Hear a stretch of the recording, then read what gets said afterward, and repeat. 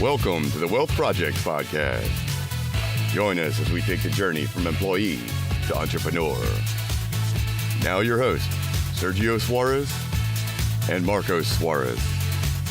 Welcome back, everybody, to another episode of the Wealth Project Podcast. I'm your host, Sergio Suarez. Alongside is my co-host, Marco Suarez. And today we have a very different episode for you. What's going on, Marco? What is going on, guys? It is a very different episode for you today. This one was real special for me. You'll find out later on why. Yeah. There was, it was an amazing interview. And, but before we get into it, as always, we will speak on some business news, and then we'll get into, more into our interview with a very, very special guest. To begin, I have actually some news articles I found here. And so let me just pull it up. I actually have two today because one relates to the other. So my first one is another wave of retail store closures coming. And this is the title of it. This is off of, again, CNBC. So both are off CNBC. No light at the end of the tunnel. So in 2019, 2,187 store closures have been announced by retailers. That's massive. It's been like, what, a month and a half? Yeah, no kidding. So, and this don't get it twisted. This all has to do with Amazon and online and e-commerce and online business. Online business is the way of the future, and we've been saying it since episode 1. Exactly. And some of these names. So that stems from names including Gymboree, J.C. Penney, Charlotte Russe. I don't know if I'm saying that right. Ann Taylor. These are big names. These have been names like, J.C. Penney. That's probably been around forever. Like, I don't know, for a long time at least. Yeah. I heard you say you had a second article, so I hope I'm not reading the second article here when I say it, but I also read an article yesterday, I believe it was, Payless Shoe Source. That's another big one that's closing like 300 stores across the States and Canada. And that goes back to, wow. Yeah, that goes back to, like you said, people are just doing everything online now. It's so convenient. Absolutely. And it is the way of the future, like you said, right? If you want to be competitive, you gotta get in there. So I guess without further ado, my second article is Walmart. Walmart shares surge as holiday sales crush estimates, boosted by e-commerce growth. Walmart's earnings and sales for its fiscal fourth quarter, so the holiday quarter, tops analyst estimates. E-commerce sales went up for 43% during this quarter. The retailer maintains its sales outlook for fiscal 2020. So Walmart gets into the e-commerce. Pretty smart move. And all of a sudden they're seeing their highest numbers. There you go. See, they're doing well. So e-commerce sales up 43% in one quarter. And then I've actually read further into this news article that they're talking about competing, because they're kind of, Walmart's got everything. They're like Amazon, right? You can find everything there and you can order it now online. They're actually competing with Amazon. They've come out and said it. They're going to compete with Amazon. Well, the real reason behind this is because we keep seeing every year those articles and those videos of Black Friday at Walmart. Yeah, that's great. They have to get some security in place so online shopping is a little more safer. Yeah, there's always that one video where that guy gets like completely trampled. It's like every year they show that video. Yeah, people whacking each other with pool noodles. Jeez. Those TVs are on sale, man, Yeah, no kidding. I wonder how that's going to work for Black Friday, though. Yeah, exactly. You're gonna crash some websites, probably. Who knows? So I think it's important to mention on this article, and I'm going to read this first paragraph because I think this is really big too that they're doing. Yeah. Walmart on Tuesday reported earnings and revenue for the holiday quarter that topped analysts' expectations, as its e-commerce sales surged 43% thanks to more shoppers using its online grocery delivery service and spending more per trip. Now that's something. Now they're getting into a business that I think is really, really smart. Grocery delivery? Yeah. You know how lazy we've gotten as people? Absolutely. I think I'm going to have to start ordering from Walmart. Really? They deliver to your door. Is that America only? Now, this is off CNBC, so I don't know if they do this up here in Canada yet. But for those of you in the U.S., man, you guys got it good. I want this service, so I hope they have it here. But that's amazing. And that's a niche that they went out, they took e-commerce and they added their own twist, and they added something that I think is going to be huge. Yeah, definitely. I mean, I got to go look at that shipping, because I know milk expires after a week. They got 3-day shipping. I'm ordering from the States. Hopefully they have, Prime. Yeah. We getting Walmart Prime. I think that's their next business move. You heard it here first, guys. Yeah, that's right. It'd be like Walmart Dime or something. It'd be close to it. Yeah. So that's, I thought those two were really cool news articles. Really cool to see. I mean, proof. This is proof. Something that we've been talking about for, our previous episodes. This is e-commerce, man. It's going to be big. It's the way of the future. There's no other way to put it. It's the way of the future. Yeah. And now's the best time to get started, because you can see how many people or how many big organizations are getting involved in it. 2,000 some stores closing down. Walmart's seeing its highest numbers in years. Yeah. Unreal.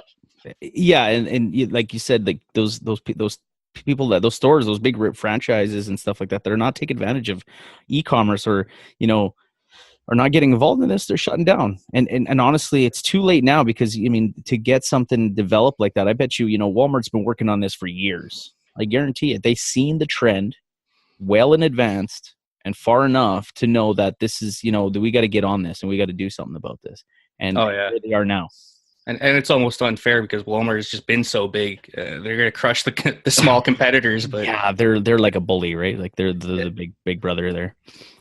What can you do? They were smart. Exactly. Yeah. It's a dog. I don't like to use this term, but it's a dog eat dog world out there, right? So business is, sorry, you snooze, you lose.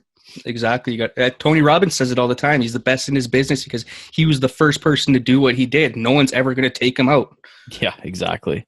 Absolutely. All right. Well, as we mentioned, this interview is a bit of a different one. It is a two-parter. We had such a great conversation with this lady the other day. In part one, we speak to Karen Martel, about who she is, and dig deep and learn all about her industry, which is a little bit of the health and wellness industry. Our guest today has been helping women for many years with overall health and weight loss. She has years of experience, including her own testimonial. After suffering from poor diet and weight and trying almost every diet there is, she finally found the formula that made her feel better, feel more energetic, and lost the weight that she was striving to lose. Once she figured out this formula, or she likes to call it crack the code, she decided to help women figure out their formula by coaching and catering their weight loss goals to each individual by using the Primal diet plans as a foundation. And after years of coaching, she decided to start her own blog, video series, and podcast, and even a subscription website for further reach and to help more women in their journey to better overall health. Ladies and gentlemen, you don't want to miss this two-part episode with the one and only Karen Martel. Thank you so much, Karen, for joining us today. We have been so excited to finally sit down and have a chat with you. So we'd like to begin by maybe just asking you a little bit about yourself. Maybe tell us exactly who is Karen Martel. Yeah, you bet. Well, thanks for having me on, you guys. This is exciting. This is the first time I've been on a ask me about what I do, plus how did I get there kind of podcast, right? I've been on business ones, but not where they've actually mixed what I do with it. So who I am is I am a transformational nutrition coach with an online business, and I do private coaching as well, but I am also a mother of two. Really exciting stuff. No, but I think that that's all part of it, because I am one of those people that is really trying to balance the home life to the entrepreneur life. And so it takes quite a bit to do that. So I do a little bit of both. I'm super passionate about helping women specifically, but I do help the dudes sometimes too. You guys are just so much easier to deal with than women are. So I tend to focus my attention on women because they need the help more than men do. Right. Fair enough. So my specific niche is I help women to break through what is called weight loss resistance. So we're seeing a bit of an epidemic happening right now for women where they're eating right, according to whomever, they're eating, relatively healthy, they're exercising, and they're not able to lose weight. So that is what weight loss resistance is. And it is my specific forte, because I myself went through many years of trying to do it right and trying to do what, mainstream media was telling me I needed to do as far as calorie counting and excessive exercise. And I only continued gaining weight. And so once I recovered from it myself, I decided I had to help other women recover from it as well. And I've been on a mission ever since. Great. I mean, there's so many different options out there, right? I mean, you go online and you look up, any kind of diet or any kind of way to lose weight, you're going to come across 100 different ways to do that. Yeah. It's just, it's nice to maybe to have a coach to give you one way and maybe guide you through that. So that's awesome. Yes. And I really try to help women, what I call find their weight loss code. And so that's going to mean a different way possibly of eating for many different women. I lean towards, and my specialty is the Primal diet. So that's ketogenic, paleo, autoimmune paleo. And I lean towards those because after working with thousands of women, and with my own body, I definitely have seen that works better than all the other diets that I've tried, and I've seen other women try, and what I've researched on, and you're right, though, there is, thousands of diets out there, probably millions. Bottom line is you could probably find proof that they all work to some degree, which also makes it more confusing. The Primal diets, however, are the only ones that haven't been a fad diet. They've been, paleo has been around for millions and millions of years. It hasn't just been, I know seems to be a fad in the last few years, but it's literally been around for millions of years. It's the only one that has been. So to me, that says something. Yeah, that's interesting the way you put it, that there's a code that you have to crack for every specific body type. I just started recently looking into that, so that's kind of cool that you're touching on that right now. Yeah. So for yourself, you mean you've been looking for that? Yeah, like I was just like looking, as I was looking onto your website there, I noticed you talk about, like you mentioned, ketogenic and paleo based diets, and then I was kind of just looking like what's kind of the difference right now, and then and you go online and like you said, there's thousands of different diets out there, but it's about discovering the code for your own body type, and I was like, whoa, that's kind of crazy. Yeah, exactly. And I help someone to even figure out what kind of keto diet. Like there's some people that can get away with what's known as like the dirty keto. And then there's other people that have to be squeaky clean. And so there's different ways of applying those foods depending on what kind of body you have, what illnesses you're being faced with. And so I help women to differentiate that for themselves.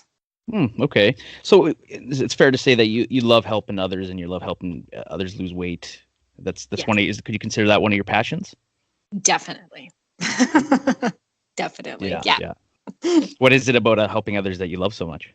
Probably for selfish reasons, like in the sense that it makes me feel good when I get the results from, when I see somebody getting results. Like I just had a woman email me who's, been in and out of doctor's offices for years. No one's been able to help her. She continues to gain weight. She barely eats.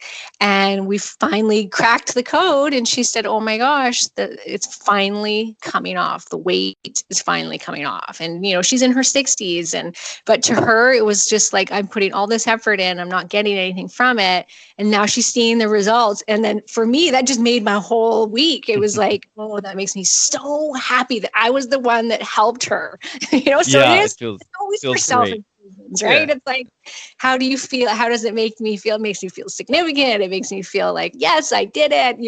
I'm happy for her too, but it's also for me because it makes me feel good to help others. Right. Happiness is contagious. So yeah. So is your online business full-time? It just became full-time as of 2 weeks ago. Oh, congratulations. That's amazing. Congratulations. Just in the sense that up until this point for the last 5 years, I've also done one-on-one coaching, and I've now left it to just strictly do online. Yeah. So I quit the day job, let's say, a long time ago, but now I've switched gears to making it strictly online. So that was a big move for me.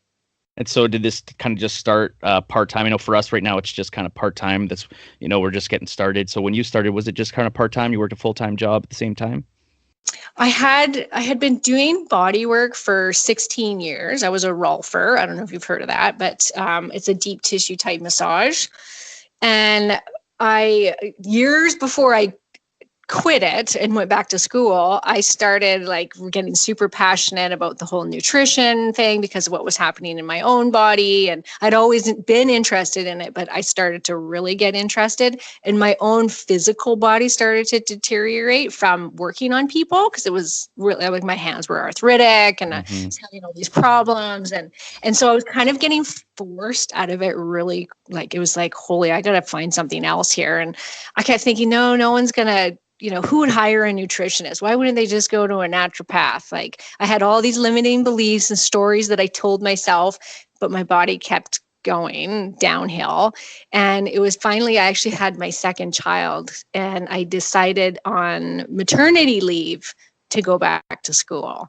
And I didn't know what was going to happen, but I was like, you know what, if I don't do this now, when am I going to do it? And I just thought, I have to just take the leap. I don't know what's going to come of it.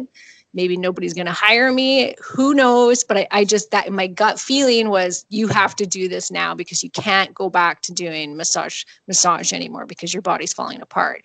So I went back to school. And then when I was off mat leave, I had finished my certification, and I did go back. And so I probably continued to do the massage part-time for another year before I transitioned completely into this business. And there's no looking back now then, eh?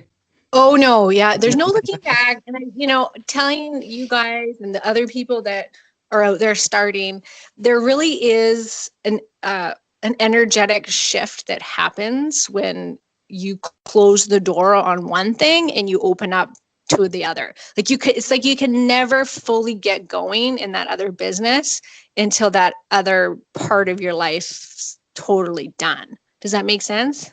Absolutely. Yeah, fair enough. The doors are attached, and once closed, the other one's completely open. Yeah, and you have to take that leap of faith at a certain point. Like, and you're going to know, because it's going to start to get too hard to juggle both, and you're going to want to do more in that online business.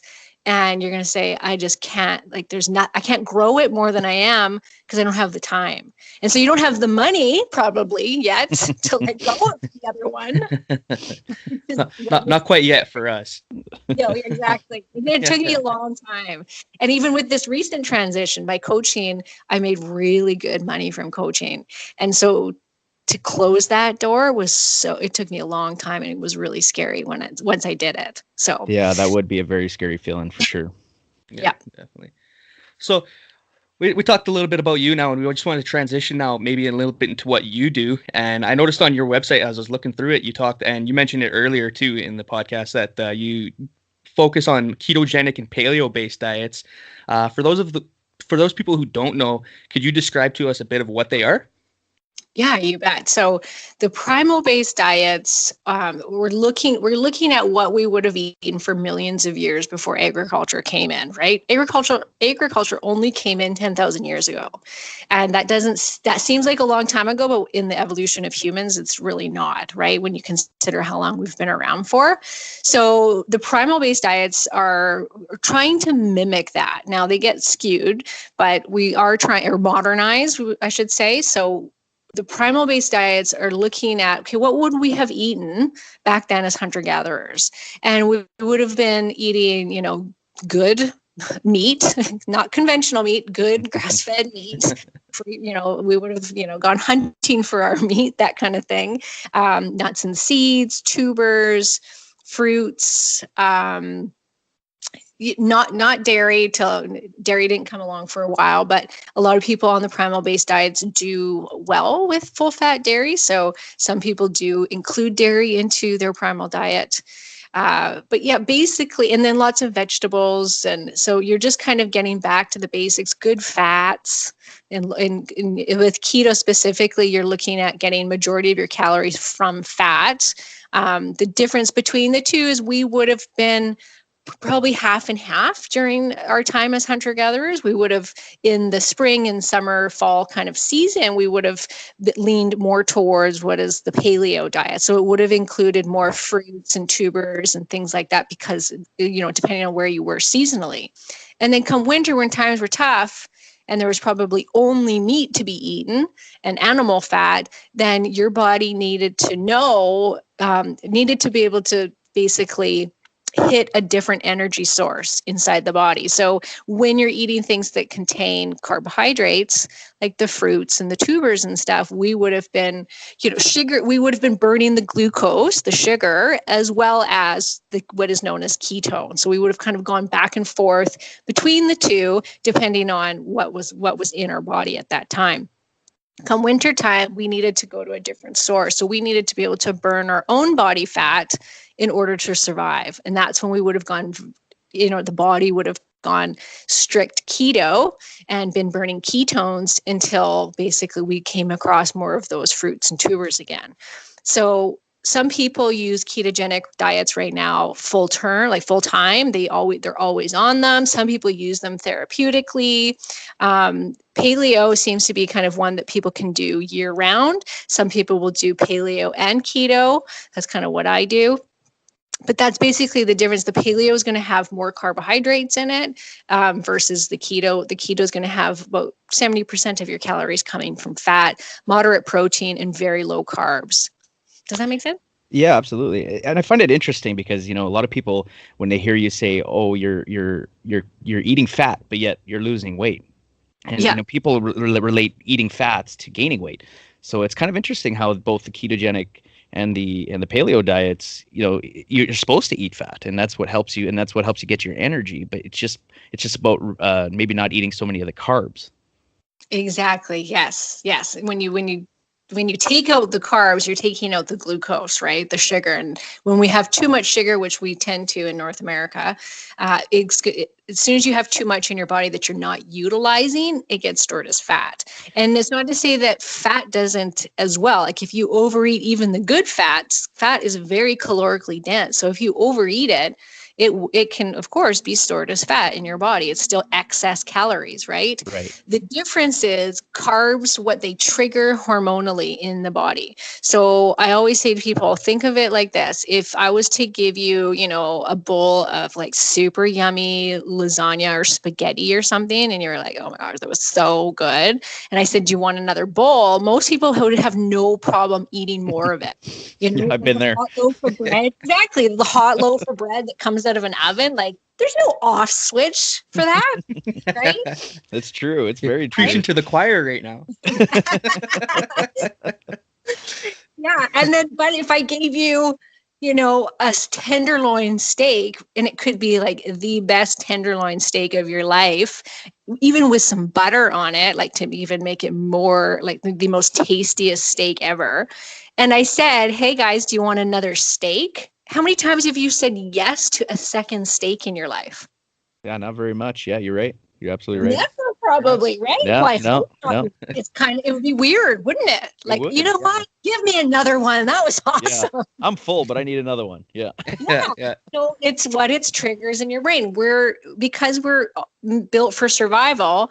If you eat sugar, which that puts fat on your body says, give me more of it. And we're built that way so that we would survive. If we came across strawberries or apples or something in a field, man, your body needed to know, eat as much as you possibly can, because who knows when you're going to get this again. It's a great right? point. I mean, sugar is actually quite addictive. They say it's as addictive as cocaine is. Wow. Jeez. So for good reason, it lights up the same pleasure centers in your brain because your body wants you to eat more of it. So when people say, oh, I don't have willpower and I'm addicted to sugar, it's like, yes, for good reason.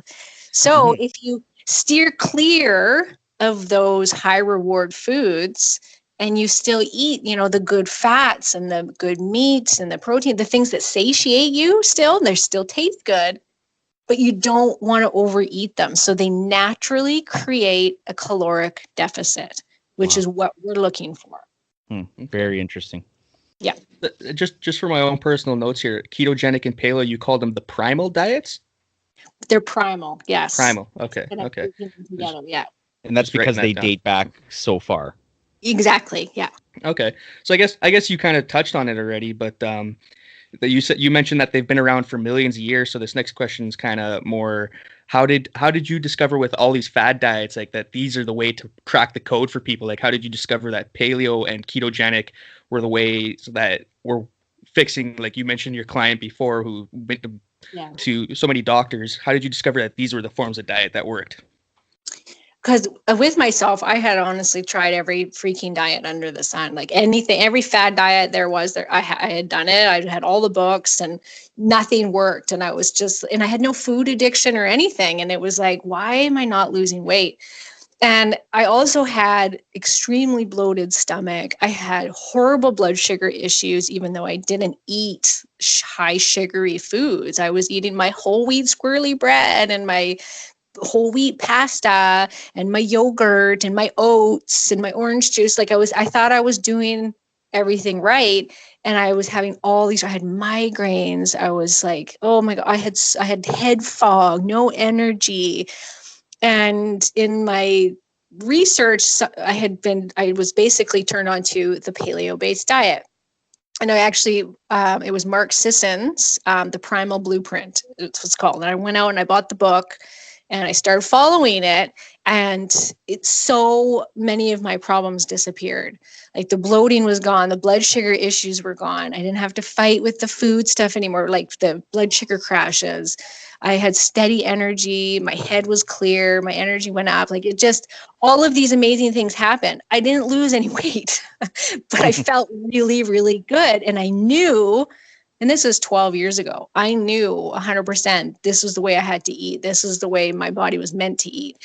And over the last, 10 years now, and however many people I've helped with it, I see the same thing. And it's because it's low inflammatory foods, and we're all so inflamed right now. And inflammation causes leaky gut. It causes the headaches. It causes autoimmune conditions. These are things that we're being plagued with. It causes heart disease, right? So all of these problems that everybody's complaining about, and the weight can be helped by just simply taking out those inflammatory foods and taking out the things that are spiking your blood sugar and then making it crash again, right? When you're eating that way, you're constantly keeping insulin in your blood, which is just like, your body never gets a chance to burn fat, never gets a chance to just, basically go to your fat stores and start burning them, right? It wasn't just food that like all these people. I've seen some of these sickest people in here who have been in and out of doctors' offices for years with rashes and like mysterious illnesses that nobody can figure out what they are. And we change their diet to a autoimmune paleo or ketogenic diet. And it's literally within a week, their symptoms are just gone. And I mean, it takes a while for their body to fully recover, but all of those plaguing daily symptoms can literally disappear that quickly. And those feelings can be, again, like we spoke about how sugar can be addicting, but yet when you are doing these paleo and ketogenic diets, that feeling of just feeling so healthy and feeling amazing can be addictive as well, right? Yes. Because I mean, I know people myself. Sorry, go ahead. No, I was just gonna say, especially if it's easy to do. Like you're not eating baked chicken breasts and steamed broccoli every day, right? Which is what most diets are going to tell you to do, right? Because I know myself people that have been on the ketogenic diet, and they lost a lot of weight, but I mean they stick to it because they love it. They love the food, yeah. They love the food. They love the way they feel. They're like I'm never gonna go back to carbs. I'm never gonna go back to eating the way I did before. Yeah, there's a reason it's the fastest growing diet in North America right now. Mm-hmm. So it's fair to say it's been tested through trial and error. It has, but there is not a lot of science yet because it's too new. So there is a lot of people doing a lot of research around it, and it's being applied now to cancer patients and people with Alzheimer's and stuff like that. But I mean, if you went to what your government officials are going to tell you, like they just did Canada's new food guide, and it's horrific. It's like stay away from all animal protein. You want to stay away from dairy. You want to eat your whole grains. You want to eat plant-based proteins. And I'm like, well, you're just killing people. Thanks, Canada. It's true. It's very true. Yeah. On the About Me section of your website, there was something that I found pretty interesting, and you've kind of been touching on it a little bit more, so I was hoping you could go a little bit more into it. But you talk about how you coach, you're a nutritional coach helping women to balance hormones for the benefit of weight loss. Like, how do hormones and weight loss tie in together like that? So men are feeling this too. So you guys can listen to this. I don't know how old you are. How old are you? I'm in my early 30s, and Marco's in his mid 20s. Oh yeah, so you guys are just young. Probably don't feel the effects of it quite yet, but men definitely. I feel like I'm starting to. I'm okay. Don't brag, so guys, what we're seeing in men more and more is the developing of breasts, right? Like you guys are getting more breast tissue because of the estrogen dominance that's in everything right now. Right. So that goes for both men and women, but because we are being literally bombarded everywhere by synthetic hormones as well as hormones in our meat. So it's coming from that side of things. So if you're eating, beef that's being pumped full of hormones and antibiotics, you're ingesting those hormones. Right? For women, if they're on birth control, if you use plastics, if you have synthetic smells in your house of anything, perfume, cologne, cream, shampoo, all of this mimics estrogen in your body. And so too much of a hormone is going to cause weight problems, period. It's not, and not only that, it's going to cause a whole other slew of problems, right? Right. For guys, it drives down your testosterone because basically the hormones can go down the testosterone. There's a pathway that it'll go down through testosterone, or it can go down through estrogen. And if you're having too much of the estrogens in your environment, or you're drinking too much beer, which is another cause of it, it will go down estrogen instead of testosterone. So testosterone gets driven down, estrogen gets driven up, which is the number one thing we're seeing besides insulin in men. Women, we're seeing estrogen dominance. We're seeing cortisol, which is your stress hormone. So stress from day-to-day stresses, right? We're doing too much. Women tend to have a lot more of that because guys don't multitask like women do. This is like a proven thing. It's the way you guys are wired. You just kind of take one thing at a time. And so you handle cortisol and stress just a lot better. And so you don't feel the effects of it like women do. Women, on the other hand, because we are stressed out, and then we also, on top of it, we have the environmental stressors, this causes a dysfunction with their cortisol, the stress hormone, the fight or flight hormone. It's our survival hormone. So great when, we were being chased by a tiger as hunter-gatherers, not so much when there's nothing going on.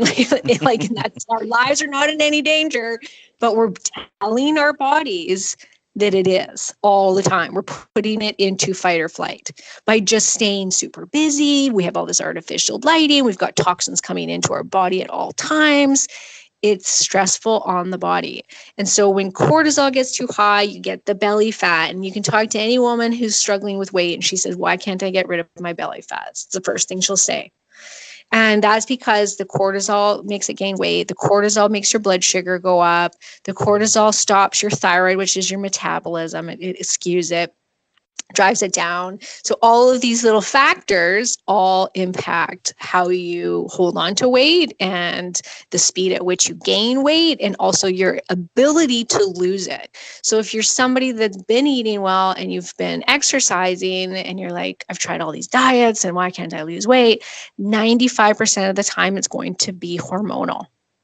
So that's huge. 95% is huge. So that is huge. I always go there first for women, especially as we age. You hit 35 and things start to go really haywire. And then as you age, it just gets worse and worse. So if you don't start addressing the hormones, it's almost impossible to lose weight. And I guess people that are stressed out, they stress eat too. Then that too, right? People are always looking to the diet to solve the overeating. And it's like, no, go to the root cause. I always know if I'm starting to crave sugar all the time and I'm like looking for that something sweet all the time, I know it's a sign that my stress is too high. Oh, interesting. As soon as I bring my stress levels down, my sugar cravings go away. Wow. Yeah. And then insulin, right, is a hormone. And so that's your fat storing hormone. If you're constantly eating sugar and pumping out insulin, you become insulin resistant, which is also an epidemic right now. I have skinny women in here that are insulin resistant, but it's extremely common. And as soon as your body is resistant to insulin, it's going to store no matter what you eat into fat. It cannot be used as energy. It's just fat. So you could be eating really healthy food. Your body's not going to be utilizing it for energy. It can't. So stress will increase insulin as well? Yes, yeah. Oh, wow. Okay. Because it's a fight or flight hormone. So if we as hunter-gatherers came across the tiger, we needed to run or we needed to fight, and we needed to do it instantly. So what does the body do? It gives you a boost of blood sugar so that you can have the energy to run or fight. Right. That makes sense. Okay. Yeah. It's scary how much there is behind it, but I guess that's the importance of having a coach and learning all this stuff, because like this is just blowing my mind right now. Yeah, I'm learning lots. Yeah. That's great, you guys. I love it. Well, I'm going to be. Tell you what, can I just tell you? I'll just tell you this one thing because it has to do with men. My husband got a diagnosis. He probably won't want me telling this, but he won't listen. He got the diagnosis that his cholesterol was too high, and he eats well by default because he lives with me, but he wasn't paleo, he wasn't keto. He still had his carbs in there and didn't pay too much attention to it because he really didn't have this huge weight problem. He was maybe like 25 pounds overweight. And he decided, okay, I have to do something about this. So I said, well, why don't you start fasting? And so he said, okay. And he started to fast 3 days a week, which helps the body to reestablish insulin sensitivity. And he went paleo with the odd carbs in there. On the days that he worked out, he'd add in rice and stuff like that. So he didn't do a lot, and he would fast until about 12 o'clock in the afternoon, 3 days a week. So that's hardly anything. He lost 25 pounds in 6 weeks. Wow. And he looks better than he's ever looked in his life. Now he's kept it off. Now he's just throwing on the muscle. So his testosterone levels have gone up clearly. And he feels it. He feels like, holy, I've never felt this strong before. And he's got it in him, right? And fasting raises testosterone levels because it brings down insulin. Right. That's something actually I've been tinkering with is intermittent fasting. I've been fasting, during the week a few times, maybe 3 or 4 days out of the week to, about 16 hours. So, I'll have my last meal at 8 o'clock at night, and then I won't eat again until lunch the next day. So basically like noon. And I absolutely love it. I do feel more energetic just by doing that. Oh, totally. And men thrive on fasting. Women, it's trickier, but guys, you guys thrive on it. It's crazy. And if you can even, I get better results when somebody does what is a 36-hour fast. You actually go the whole day without eating. So if you work your fasting muscle up to that, don't just jump right into it, but, move it to 1 o'clock in the afternoon, then 2 o'clock in the afternoon, and then wait till dinner. So try to only eat dinner for a week on those 3 days. And then the next week after that, try to skip out a whole day of eating and do that twice a week if you can. You actually get more results that way. Wow. Okay. I'll definitely try that out. Yeah. Just don't overdo it. You don't want to do it too often. And I heard it's okay. So you're saying it's better for men. And I did read that it is not so much for women, right? It just doesn't work the same way. Yeah, you got to be super careful with women because we do tend to have cortisol problems and thyroid problems. Right. Okay. Yeah. And so starving yourself is a stressor to your body. So, and it can be a healthy stressor, but if you already don't have healthy levels of cortisol, then putting more stress on the system will backfire and your body will hold on to weight. And then it will also drive down your metabolism if you're doing it too often because your body's getting the signal that there's not a lot of food around and women are meant to procreate, right? So we're more sensitive and it will start to drive down thyroid function because it wants to slow down your metabolism. Interesting. Okay. my next question is a little bit of a selfish question, and it's my selfish question that I want to ask is about gut health. I mean, I hear so much about, and you hear it everywhere on the internet and all, and on TV and stuff like that, about gut health having so many different effects on your overall health. So what are some ways to improve gut health and heal this condition? Like I mean, I know the one term you hear a lot out there is leaky gut. Right, which is just a broad term. So that could be constipation, diarrhea, bloating, small intestinal bacterial overgrowth. There's so many different, symptoms that will come up from leaky gut: anxiety, depression, skin rashes. All of those things are also due to, for a lot of people, from a leaky gut. Even autoimmune conditions. Anyone they've ever tested with an autoimmune condition has a leaky gut.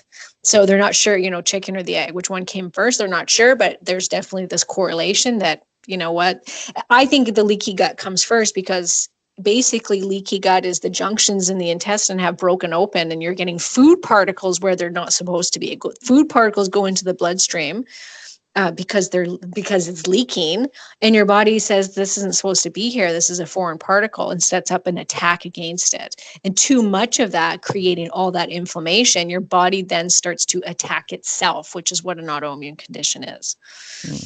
So when you're looking, if you're getting the symptoms of a leaky gut, it's actually, it's simple, but yet complicated, but you must take these steps basically.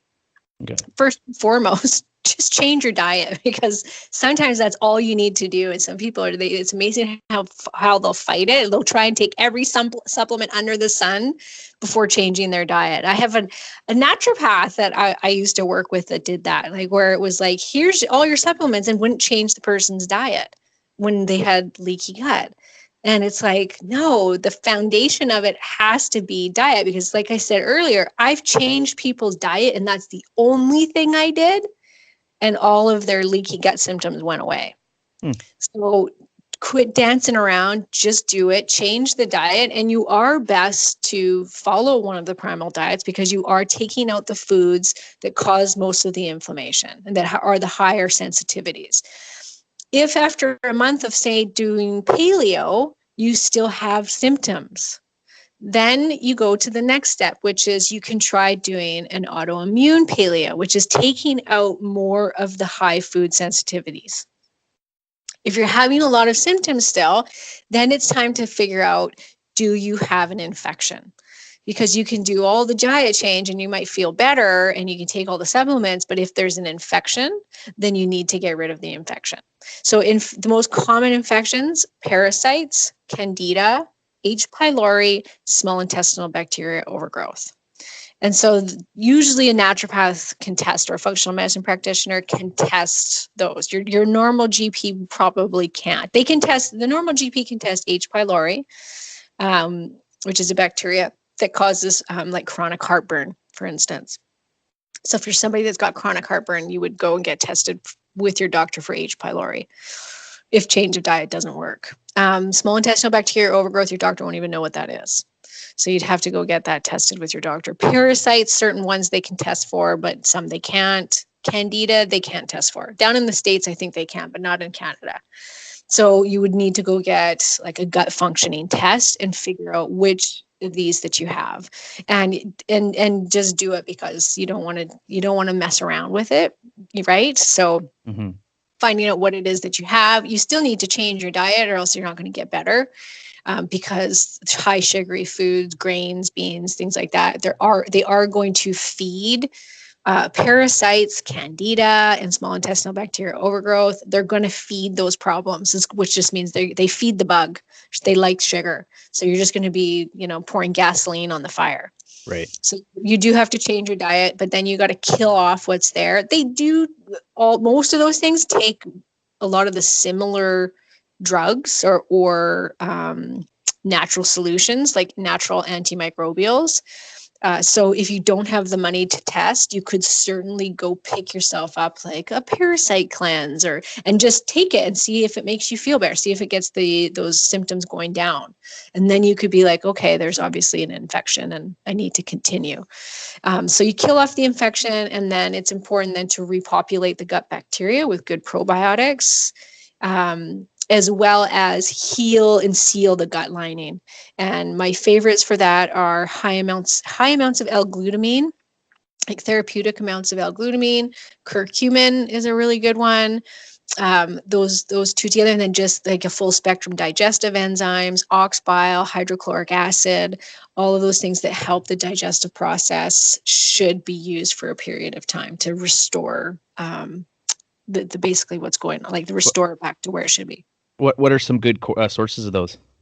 As in brands?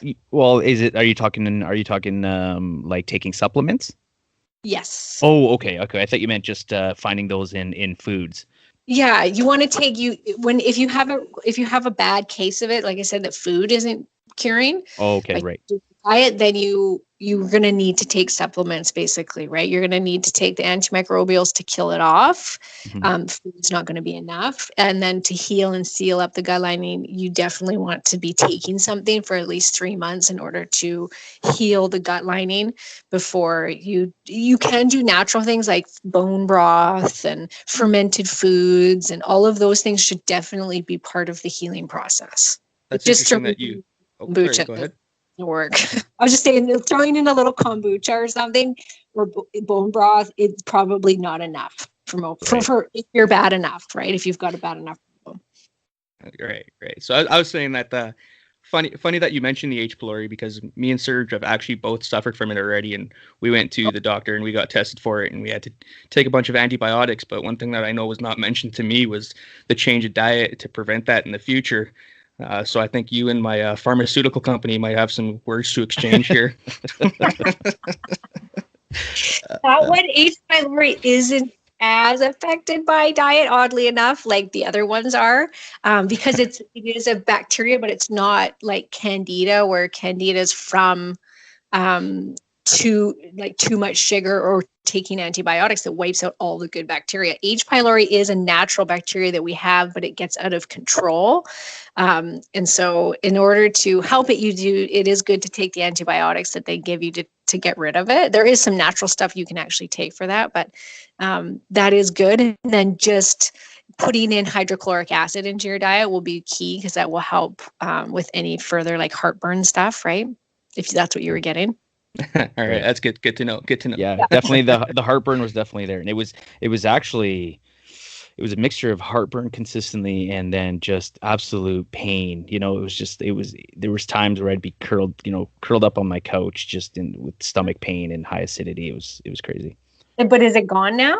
Oh, absolutely. And before, I love spicy food, and I couldn't touch it. And now my wife's like, "You're just on this like spicy food kick," and I'm like, "It's because I can eat it finally," Yeah, because there's one product called mastic gum that people take that keeps down the H. pylori bug. Oh, okay.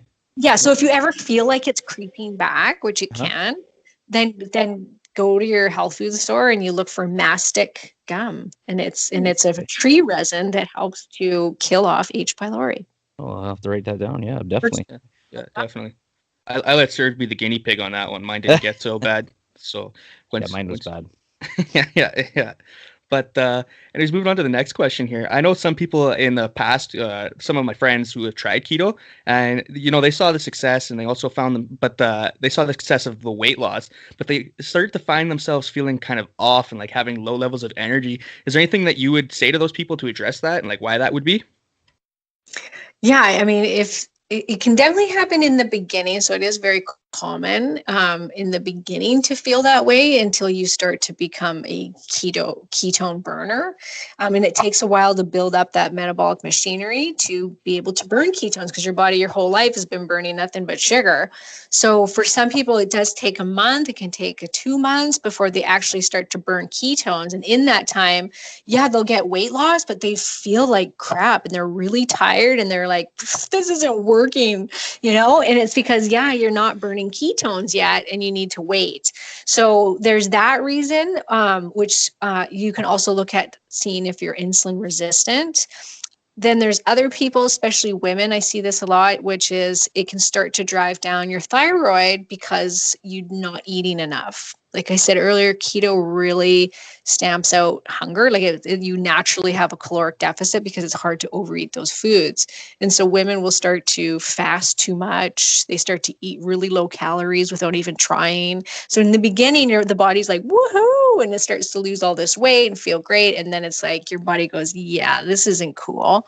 We're losing too much weight, or we're not feeling, there's not enough calories coming in. We must be in a starve, we're starving. We're in a famine. Obviously, we need to slow down the metabolism, and then they start to feel crappy.